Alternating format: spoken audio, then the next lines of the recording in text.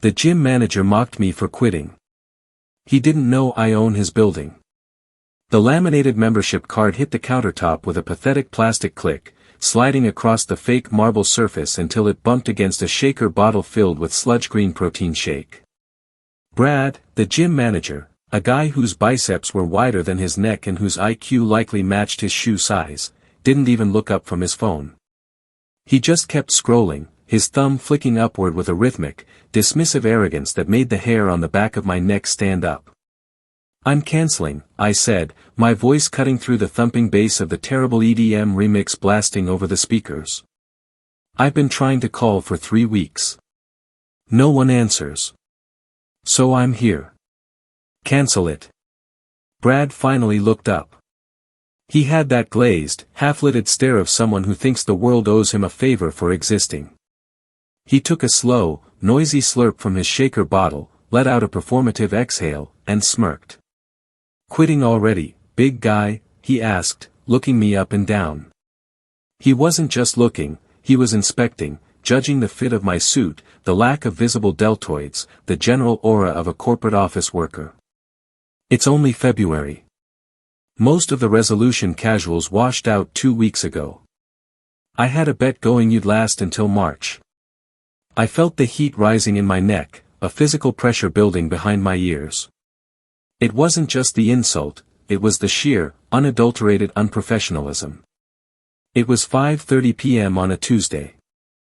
I had worked a 10-hour day managing commercial portfolios, dealing with attorneys, contractors, and city zoning boards. I didn't have the bandwidth for a meathead power trip. "Just process the cancellation, Brad," I said, pointing to the computer screen. "I'm moving offices. This location doesn't work for me anymore." "Can't do it," he said, popping the cap back on his bottle. "Read the contract, bro. You gotta give 30 days notice. In writing. Certified mail. To the corporate office in Nevada." "I'm standing right here," I argued, leaning over the counter. "I am giving you notice. In person. I'm willing to sign whatever form you have." Brad laughed. It was a dry, hacking sound. "Corporate policy. I can't touch the system. It's locked out at the local level. Plus, since you didn't send the letter 30 days ago, you're on the hook for February and March. And there's a $200 early termination fee since you're breaking the 12-month commit." "I've been a member for 3 years, I hissed. "The 12-month commit is long over." "Auto-renewal, boss," Brad winked. "Clause 14, Section B, unless you cancel within the 5-day window of your anniversary, it locks you in for another year. You missed the window. You pay forever, or you pay the buyout." He spun the monitor around. The screen showed a balance due of $289. February dues, March dues, and the cancellation fee. "This is extortion," I said, my hands clenching into fists at my sides. "It's business," Brad retorted, leaning back in his chair and putting his feet up on the desk, my side of the desk. "Look, if you can't afford it, just say so. We have a hardship program for people who, struggle. I can get you a form for low-income assistance." He was enjoying this. He was getting off on the power dynamic. To him, I was just another suit trying to weasel out of a contract, and he was the gatekeeper. He thought he held all the cards because he had a login to the membership software and I didn't. "I can afford it," I said, pulling out my wallet. The leather creaked as I opened it. "I'm paying it to be done with you. But I want a receipt. A zero-balance receipt. And I want it in writing that my membership is terminated effective immediately." "Whatever makes you feel better," Brad shrugged. He took my credit card, swiped it with agonizing slowness, and printed out a slip of thermal paper. He scribbled "canceled" on it in blue ballpoint pen, not even bothering to stamp it. "There you go, quitter," he said, flicking the paper toward me.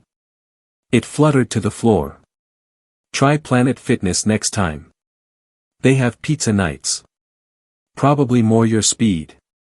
I bent down, picked up the receipt, and looked him dead in the eye. I didn't scream. I didn't flip the display case of protein bars. I just folded the receipt, placed it in my breast pocket, and walked out into the cold, gray parking lot. I sat in my Audi for a moment, watching the neon Iron Forge Fitness sign buzz and flicker. A G was burnt out, so it read Iron for E-Fitness. The parking lot was riddled with potholes. The landscaping was overgrown, dead weeds choking the decorative shrubs. Brad thought he had won. He thought he had extracted his pound of flesh and humiliated a quitter. He didn't know that my day job involves managing a $300 million real estate portfolio. He didn't know that my company, Apex Capital, specializes in acquiring distressed commercial assets. And he certainly didn't know that 3 weeks ago, we closed on the deed for the entire crumbling strip mall he was currently flexing inside of. The next morning, I walked into my office at 7 a.m. The city skyline was just starting to catch the gold of the sunrise, but I wasn't admiring the view.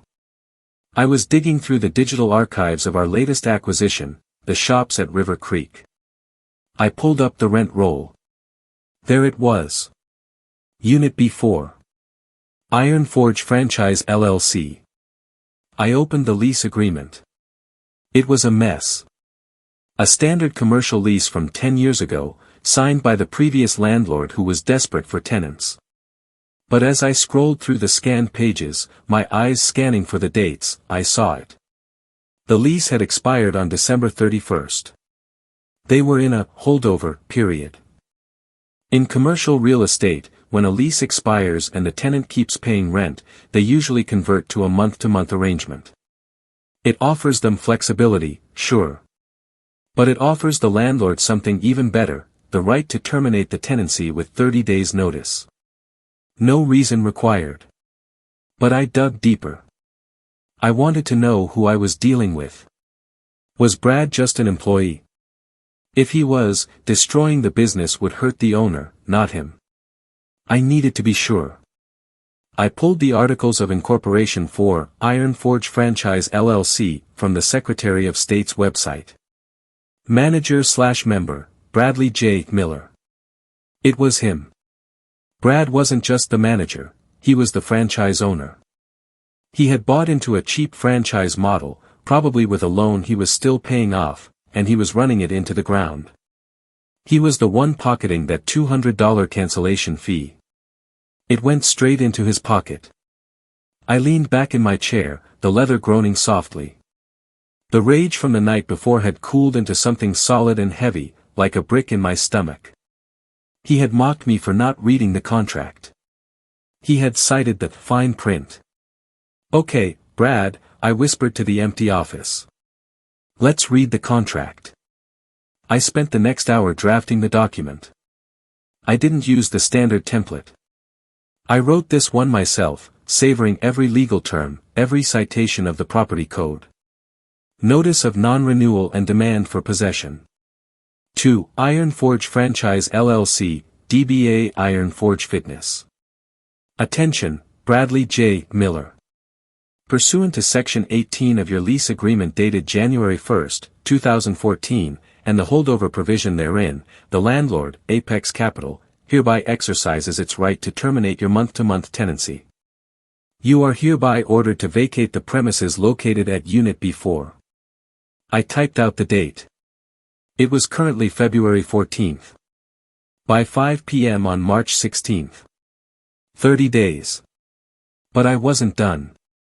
I remembered the potholes. I remembered the flickering sign. I remembered the overgrown weeds. I added a second paragraph. Furthermore, pursuant to Section 9, Maintenance and Repair, an inspection of the exterior premises indicates significant degradation of the storefront signage and unauthorized waste accumulation. Per the triple net clause of your original lease, you are liable for the restoration of the facade to its original condition prior to vacating. I printed it. I signed it with my full title, Senior Asset Manager, Apex Capital. I didn't email it yet. Email is too impersonal. I wanted him to hold it. I called our courier service. I need a rush delivery. Same day. Signature required. Unit B4 at the River Creek Strip. Then, just to be sure, I scanned it and prepared the email draft. I set the schedule send for 4:55 p.m. The Friday afternoon death slot. It ruins the weekend. It ensures they panic when no lawyers are available to answer the phone. I went about my day. I had meetings about zoning, calls with architects, lunch with a potential investor. But in the back of my mind, a clock was ticking. At 2 p.m., I got the notification from the courier. Package delivered. Signed for by B. Miller. He had it. I imagined him standing behind that fake marble counter, wiping whey protein off his lips, tearing open the heavy cardstock envelope.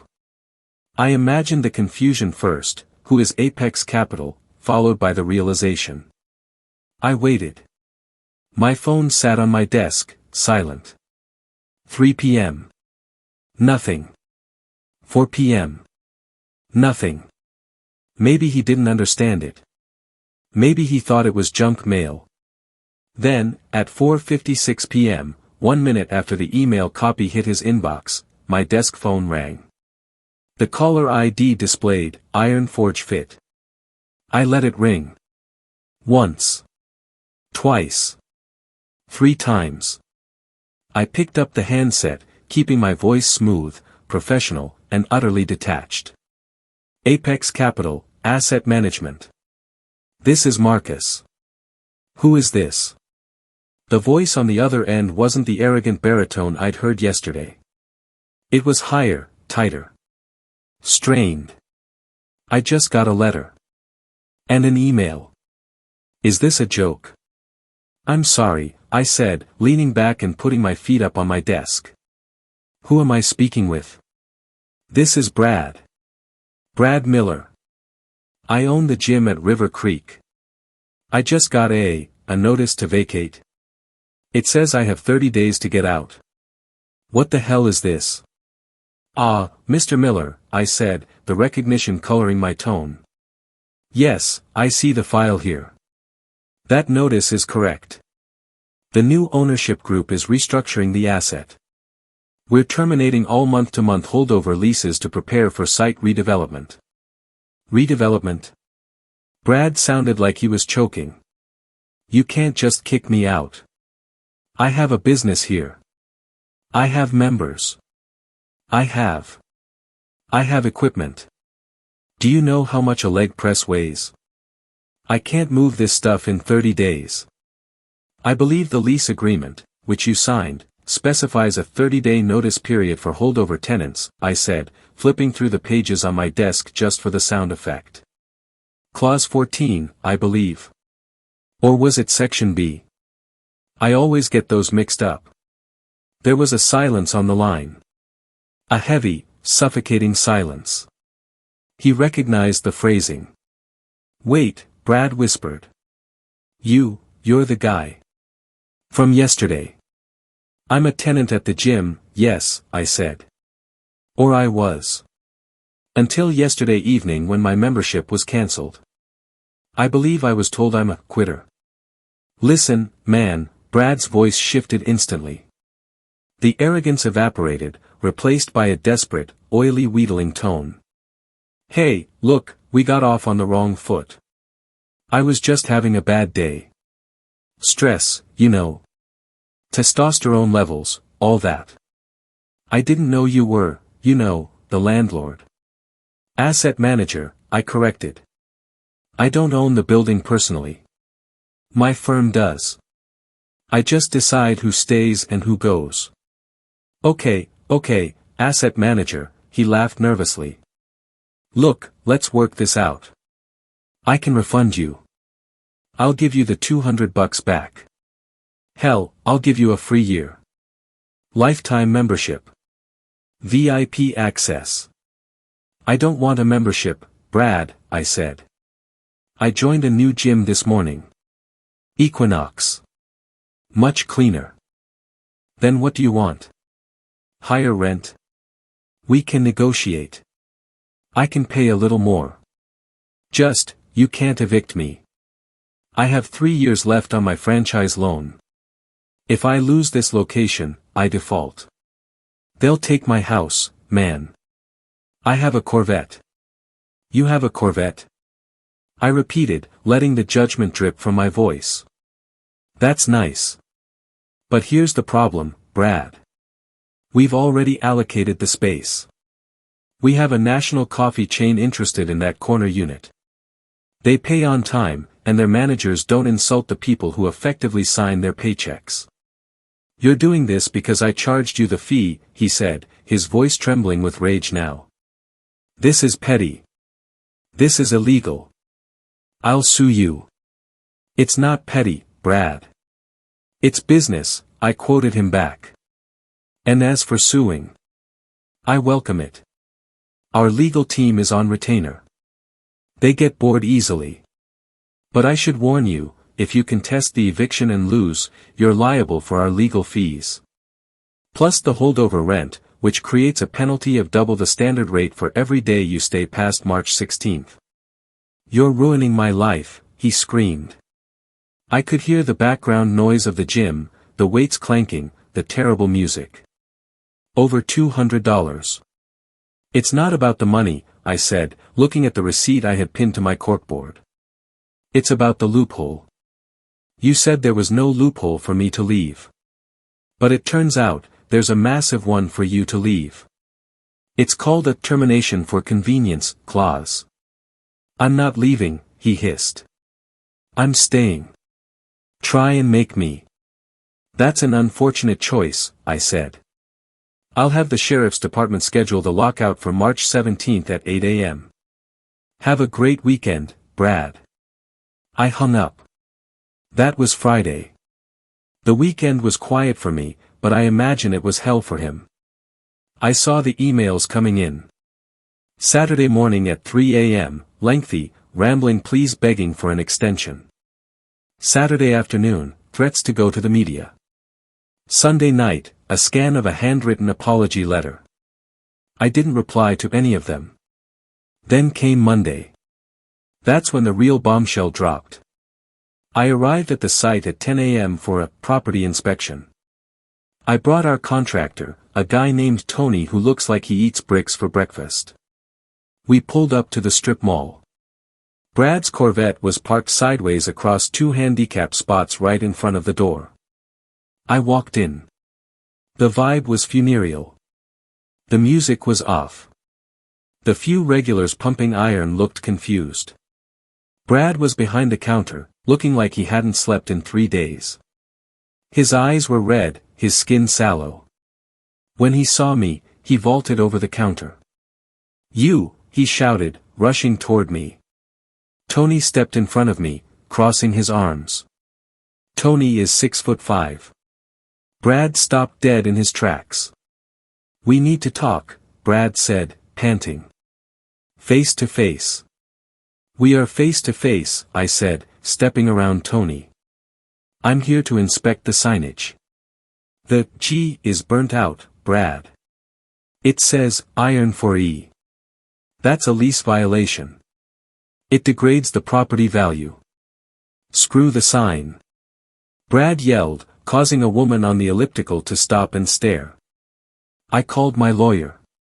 He said you can't kick me out without cause. The expiration of the lease is the cause, I said calmly. But if you want a specific cause, we can discuss the unauthorized structural modifications. I pointed to the wall where he had bolted a massive rig for CrossFit pull-ups. Did you get engineering approval to drill into the load-bearing studs? Brad's mouth opened and closed like a fish. It's just a rig. It's a violation of Section 6, I said. And since you brought up lawyers, I had our team run a background check on your LLC. You're 3 months behind on your state franchise taxes. Technically, your LLC isn't even in good standing. You don't have the legal authority to conduct business in this state right now. That was the kill shot. The color drained from his face completely. How do you know that? He whispered. I do my homework, I said. Unlike some people who don't read the contract. I pulled a document from my briefcase. "This is a surrender agreement," I said, handing it to him. "If you sign this, agreeing to vacate quietly by the 16th, I will waive the restoration fee. You won't have to pay to fix the walls or the sign. You just take your equipment and go. If you don't sign it, I enforce the triple net clause. I will bill you for every scratch on the floor, every hole in the drywall, and every day you overstay. The bill will likely exceed the value of your Corvette." Brad looked at the paper. His hands were shaking. He looked at his gym, his little kingdom where he had bullied casuals and mocked quitters. "Where am I supposed to go?" he asked, his voice breaking. "I can't find a new commercial space in 30 days. The zoning permits alone take months."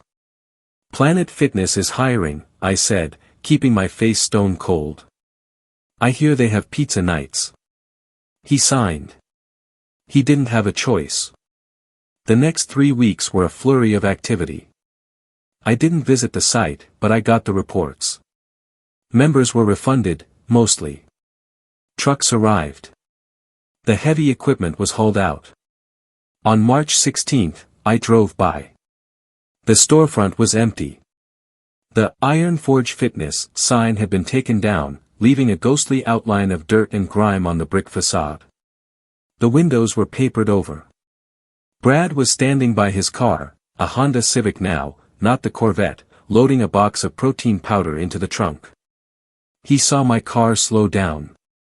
He didn't wave. He didn't flip me off. He just looked down at the pavement, defeated. I didn't stop to gloat.